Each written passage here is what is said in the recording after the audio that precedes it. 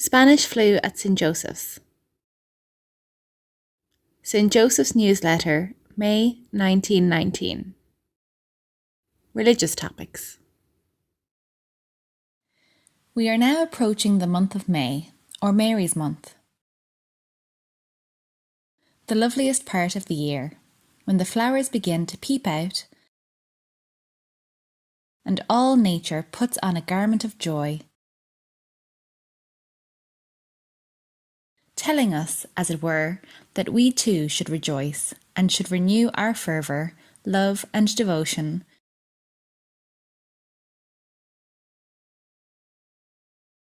to our Heavenly Queen, who loves so tenderly and who has so often shielded us in dangers and temptations. Let us show our gratitude to her by erecting a little altar in our homes, decorating it with flowers and candles, and each night kneeling before her image, reciting her litany and rosary, and consecrating ourselves and all we have to her. For each one of us, prayer is absolutely necessary, probably never more so than at present, when strikes, rebellions and revolutions are the order of the day all over Europe.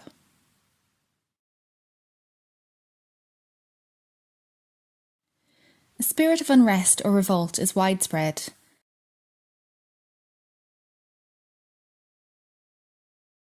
Even in our own dear native land. Storms are gathering which may, at any time, burst forth and bring fearful disasters in their train. The remedy for all this is prayer. Constant, fervent prayer to the Sacred Heart, Our Lady, and St. Joseph.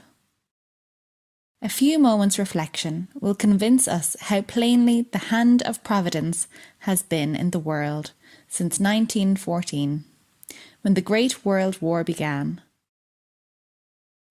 A war unparalleled in history, which deluged Europe in blood and sent millions of human beings to early graves. And no sooner had the war ceased than a plague follows, dealing destruction and death far and wide, particularly in countries which were only partially affected by the war. Poor Ireland gets a share of this last punishment, and we are thankful to God for being so merciful to us.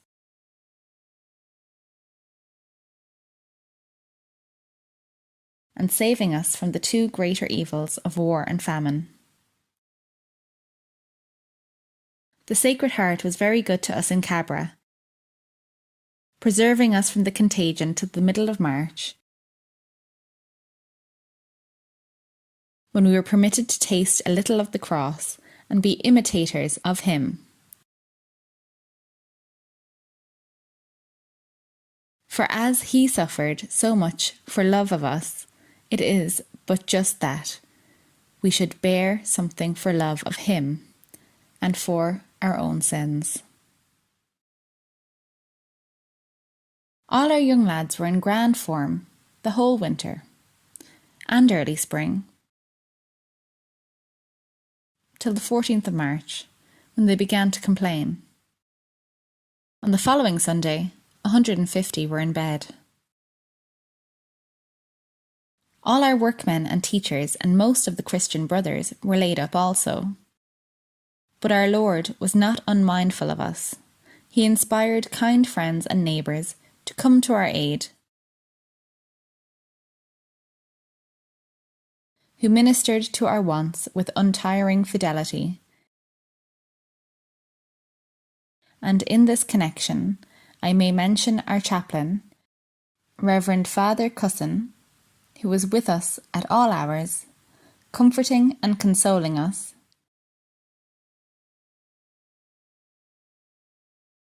and attending to the spiritual wants of all. Also, the Holy Sisters of St. Mary's, Cabra, who each morning sent over presents of a practical kind, which were highly appreciated, and moreover, frequently phoned to know how we were, at the same time expressing regret that they could not come personally to help us.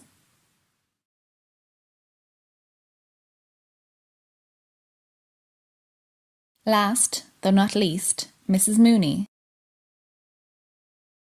who remained with us from early morning till late at night, like a ministering angel, tending each child as if it were her own, and taking part in all the household duties which then were onerous, when we considered that many ladies of her rank would far prefer attending balls or dinner parties. We cannot fail to recognise the spiritual motives by which she was inspired. Her name is a household word in all the poor cottages of the neighbourhood.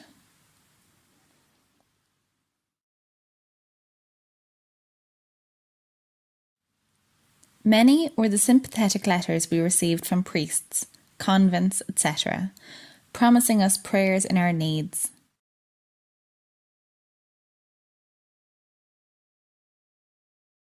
To each and all we owe a deep debt of gratitude,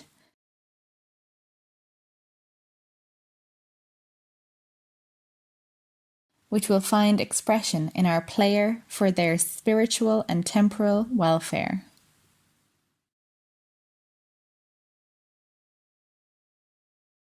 It pleased the Sacred Heart to take a few of our little ones to heaven. But it is very remarkable, they were those who could never have got on in the world, being either defective in mind or deformed in body. They were little angels winging their flight to God before they knew what sin was. Thank God all our boys are in perfect health now and looking forward to their summer sports. Each one should learn a good lesson from all this. The uncertainty of life and the certainty of death. How many are being snatched away week after week? Some even in the prime of life, whom we have known and loved. Our own turn may not be far off. We should then be always ready by keeping ourselves in the state of grace and doing all our actions to please God.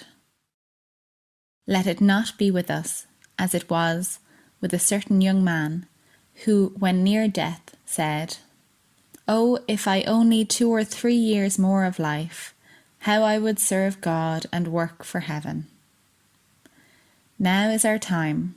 Very shortly it will be no more for us. And then,